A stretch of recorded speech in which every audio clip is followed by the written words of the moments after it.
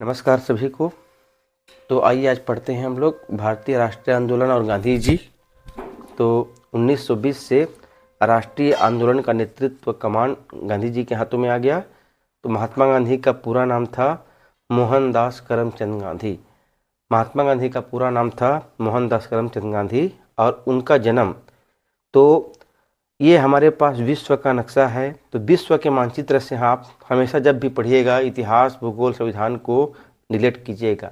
नक्शा के माध्यम से आप पढ़ते हैं तो चीज़ें हमको बहुत ज़्यादा देर तक याद रहती हैं। तो ये एशिया महाद्वीप है।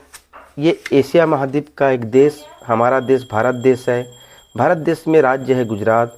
तो गुजरात राज्य के में पोरबंदर नामक स्थान में 2 अक्टूबर 1869 को गांधी जी का जन्म हुआ था। 2 अक्टूबर 1869 को गुजरात के पोरबंदर में।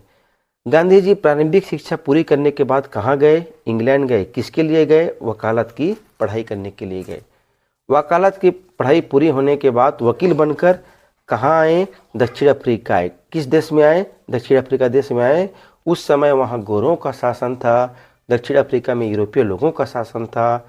ये यूरोपीय लोग यहाँ रहने वाले भारतीयों और अफ्रीका के लोगों से हीन भावना रखते थे और रंगभेदी व्यवहार करते थे। तो इन सब व्यवहार के कारण गांधी जी ने उनके खिलाफ संघर्ष किया और गांधी जी ने सत्याग्रह का सबसे पहला प्रयोग दक्षिण अफ्रीका में किया। रंगभेदी व्यवहार के खिलाफ गांधी जी का पहला सत्याग्रह कहाँ हुआ? दक्षिण अफ्रीका में हुआ। इसके बाद गांधी जी दक्षिण अफ्रीका से कहाँ गए? गांधी जी भारत आए। और भारत कब पहुंचे? 9 जनवरी 1915 को महात्मा गांधी जी भारत लौटे। यहाँ देखिए 9 जनवरी 1915 को गांधी जी कहाँ लौटे? भारत लौटे। किस तट पर? मुंबई के तट पर। बंदरगाह का नाम था अपोलो बंदरगाह। कब लौटे? 9 जनवरी 1915 को भारत लौटे। कहाँ से लौटे? दक्षिण अफ्रीका से लौटे। इसीलिए 9 जनवरी को प्रवासी दिवस के रूप में हम मनाते हैं। परीक्षा में आता है 9 जनवरी क्या दिवस मनाते हैं? तो 9 जनवरी 1915 को गांधी जी दक्षिण अफ्रीका से भारत आए थे, इसलिए इस दिवस को प्रवासी दिवस के रूप में मनाया जाता है। अब देखते हैं गांधी जी का भारत में क्या क्या सत्याग्रह हुआ। तो गांधी जी सबसे पहले यहाँ आने के बाद अहमदाबाद में, गुजरात के एक शहर है अहमदाबाद, अहमदाबाद में साबरमती, पहले सबसे पहले बात तो अहमदाबाद किस नदी किनारे है? तो अहमदाबाद साबरमती किनारे है।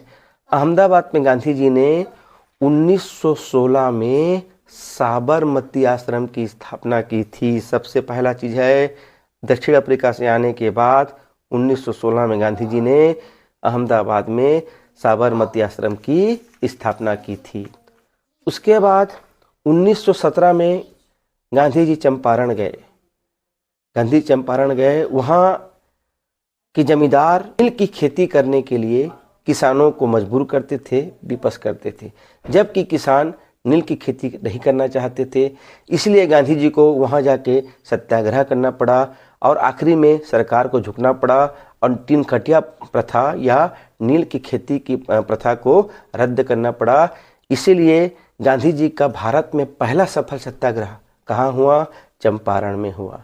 परीक्षा में पूछता है भारत में गांधी जी का पहला सफल सत्याग्रह कहाँ है? तो चंपारण में है। 3 कटिया प्रथा थी, नील की खेती करने के लिए विवश किया जाता था। गांधी जी यहाँ सफल हुए और नील की खेती को करना नहीं पड़ा। तो गांधी जी का पहला सफल सत्याग्रह कहाँ हुआ? बिहार के चंपारण में हुआ। ये 1917 की बात है। उसके बाद 1918 में गांधी जी अहमदाबाद में मिल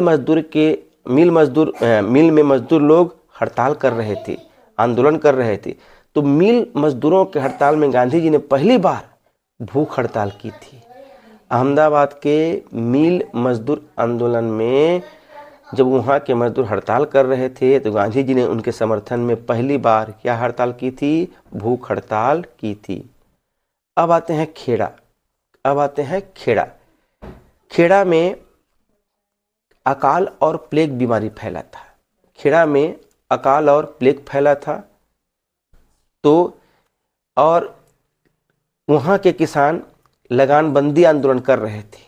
इस अकाल और प्लेग फैलने के बावजूद भी अंग्रेज इनसे लगान की मांग रहे थे। तो यहाँ के किसान लगानबंदी आंदोलन के लिए आंदोलन कर रहे थे। इसको कहते हैं कर नहीं आंदोलन। गांधी जी के नेतृत्व में यह आंदोलन सफल हुआ और लगान को क्या करना पड़ा, माफ़ करना पड़ा। तो गांधी जी ने 1918 में गुजरात के खेड़ा में कौन सा आंदोलन चलाए, कर नहीं आंदोलन चलाए। तो गांधी जी आते ही हमारे देश में इतना है सब चीज़ किए। सबसे पहला 1917 में चंपारण में भारत का पहला सफल सत्याग्रह, 18 में अहमदाबाद में मिल मजदूरों के आंदोलन में हड़ताल में समर्थन किए, भूख हड़ताल किए। उसके बाद गुजरात के खेड़ा में कर नहीं आंदोलन, लगान को माफ़ करवाए और 1916 में साबरमती आश्रम की स्थापना की। गांधी जी के प्रमुख दो उनके सत्याग्रह का 2 चीज़ था। एक तो था सत्याग्रह, सत्य के लिए आग्रह, और दूसरा था अवज्ञा, मतलब अनुचित बातों को मानने से इनकार करना। गांधी जी के आंदोलन के प्रमुख 2 हथियार थे। एक था सत्याग्रह अर्थात सत्य के लिए आग्रह, और दूसरा था अवज्ञा अर्थात अनुचित बातों को मानने से इनकार करना। अब आते हैं कंडेल सत्याग्रह। देखते हैं कंडेल सत्याग्रह छत्तीसगढ़ का एक जिला पड़ता है धमतरी, वहाँ एक गांव है कंडेल ग्राम। तो यहाँ पर अगस्त 1920 से ही नहर कर के विरोध में, नहर या सिंचाई कर के विरोध में एक सत्याग्रह चल रहा था, कंडेल सत्याग्रह। उसके नेतृत्व कर रहे थे सुंदरलाल शर्मा, नारायण राव मेघावाले, छोटेलाल श्रीवास्तव। तो गांधी जी से इन्होंने आग्रह किया कि आप कंडेल आइए। तो गांधी जी ने इनके आग्रह को स्वीकार कर लिया और गांधी जी ने कहा कि जब मैं नागपुर में अधिवेशन होगा, उस अधिवेशन में जब आऊँगा उस समय मैं कंडेल जरूर आऊँगा। तो गांधी जी के आने के पहले ही रायपुर के डिप्टी कमिश्नर ने संपूर्ण तथ्यों की जांच पड़ताल की और सही तत्वों को शासन को अवगत कराया, उस अंग्रेज शासन को, और उन्होंने अंग्रेज शासन ने संपूर्ण कार्यवाही को रद्द कर दिया। और गांधी जी के आने के पहले ही ये जो सत्याग्रह है, कंडेल सत्याग्रह है, क्या हो गया, सफल हो गया। अब गांधी जी 20 दिसंबर 1920 को छत्तीसगढ़ आए। गांधी जी छत्तीसगढ़ हमारे 2 बार आए थे। एक बार आए थे 20 दिसंबर 1920 को, दूसरी बार आए थे 18 नवंबर 1933 को। तो गांधी जी रायपुर पहुंचे। रायपुर में अपार जन समूह उनको सुनने के लिए एकत्रित था, उनके दर्शन के लिए एकत्रित था। गांधी जी रायपुर से फिर धमतरी गए। धमतरी के मकई चौक में उन्हें लोगों को संबोधित करना था। तो उनको लोगों को सुनने के लिए इतनी अधिक भीड़ थी कि वो मंच तक पहुंच नहीं पा रहे थे, मुख्य मंच तक। तो एक उमर सेठ नामक व्यापारी ने उन्हें कंधों पर बिठाकर गांधी जी को कहाँ तक पहुंचाया, मंच तक पहुंचाया। फिर गांधी जी रायपुर आए। रायपुर में उन्होंने महिलाओं की सभा को संबोधित किया और महिलाओं ने हजारों रुपये के गहने तिलक स्वराज फंड में जमा कर दिए। इस प्रकार गांधी जी का छत्तीसगढ़ में आगमन हुआ। धन्यवाद।